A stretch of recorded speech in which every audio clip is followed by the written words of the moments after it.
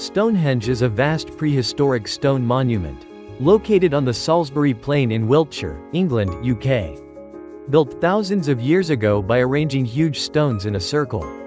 This site has still not been fully explained who built it, why they did, or how it was made. Because of this mystery, Stonehenge is as famous as one of the world's 7 wonders. And more than 1 million visitors come there every year. In 1986, Stonehenge and the surrounding prehistoric sites were designated together as UNESCO World Cultural Heritage. The history of Stonehenge dates back to about 5,000 years ago. The first thing to be made was a massive circular ditch and embankment. Around 3000 BCE, people began using deer antlers like picks to start digging huge circular trenches. At the time, massive stone pillars had not yet been erected, and this place is believed to have been a sacred site for rituals and burials. By about 2500 BCE, the massive stones that we know today began to be set up. 2 main types of stone were used at Stonehenge. The large sarsen stones that form the outer ring have an average weight of about 25 tons, and the largest ones weigh more than 40 tons. These stones are believed to have been transported from the Marlborough Downs region, roughly 30 kilometers away. The bluish-blue stones set on the inside are even more astonishing. These stones are believed to have been brought from the Preseli Hills in Wales, and the transport distance was an astounding 240 kilometers or more. That tens of tons of stone were carried hundreds of kilometers in an age with no wheels and no metal tools still amazes us today. Scholars assume that the trees, logs, ropes, and the help of hundreds of people were used to transport them on sleds. But the exact method is still the subject of ongoing research. There are also various theories about the purpose for which Stonehenge was built. The most widely accepted view is that it was an astronomical observatory, used to track the movements of the sun and the moon. Every year, the sun that rises at summer solstice lines up exactly with the central axis of Stonehenge.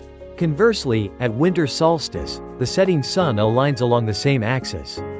This precise arrangement suggests that people of the prehistoric era already had remarkable astronomical knowledge.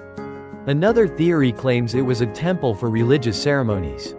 In ancient times, people likely viewed the sun as the source of life, and held rituals here to mark seasonal changes, and to pray for the start of the harvest. Recently, research findings have also been published suggesting it was a place of healing. There is also an interpretation that people came to treat their illnesses because they believed the blue stone, transported from faraway Wales, had a special healing power.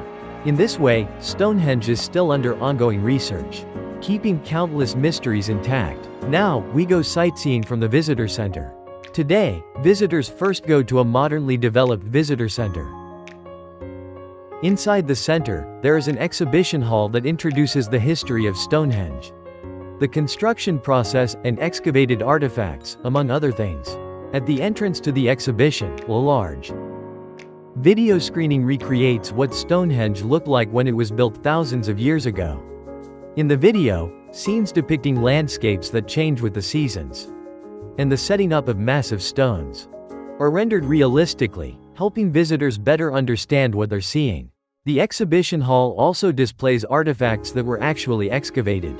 There are displays of items such as deer antler picks, stone hammers, stone tools, fragments of pottery, arrowheads, and ornaments, allowing you to take a closer look at what kinds of tools people in prehistoric times used for everyday life. In particular, the exhibits also introduce human remains and burial sites together, showing that Stonehenge was not just a monument, but a place where important rituals and funerals took place. Another fascinating exhibition is a space that allows visitors to directly compare the differences between the large sarsen stones and the blue stones. The display lets you touch both types of stones, so you can experience firsthand how their texture, color, and hardness differ. A video is also provided that explains how the massive stone was shaped. In the exhibition hall, you can also see a model that recreates the construction process of Stonehenge.